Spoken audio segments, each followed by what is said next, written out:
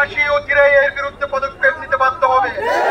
আমরা নাম ধরে ধরে বলতে চাই, প্রত্যেক রেস্টুরেন্ট থেকে কুয়া বিনা পানি বিতাড়িত করতে হবে।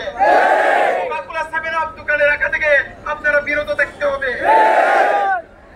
এরপরে নেসকেফের পণ্য, ম্যাগির পণ্য, বাটার পণ্য আপনারা দোকানে রাখবেন না। আমরা কিনবো না, আমরা কোথাও হামলা করতে চাই না, আমরা কোথাও আইন হাতে তুলে নিতে চাই না, কিন্তু আমরা আহ্বান জানাই মুসলিমের সন্তান হিসেবে, মুসলিম প্রধান একটি দেশ হিসেবে আপনারা নিজেরাই বিরত হন। যে কোনো বিশৃঙ্খলা হলে তার দায়িত্ব আপনাদের উপর বর্তাবে। আমরা জানিয়ে দিতে চাই, আমরা গাজাবাসীর পক্ষে আছি, গাজাবাসীর কাছে আছি। ইসরায়েলের বিপক্ষে আমরা চলমান আন্দোলন এটা জারি রাখবো ইনশাআল্লাহ। এই আন্দোলন থেকে অনুপ্রাণিত হয়ে আগামীর 7 দিনের জন্ম নিবে ইনশাআল্লাহ। ইসমাইল হাদিয়ারা গড়ে উঠবে ইনশাআল্লাহ। আগামী প্রজন্ম থেকে বের হবে ইনশাআল্লাহ।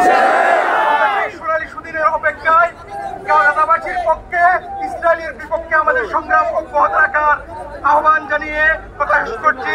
আসসালামু আলাইকুম ওয়া রাহমাতুল্লাহ।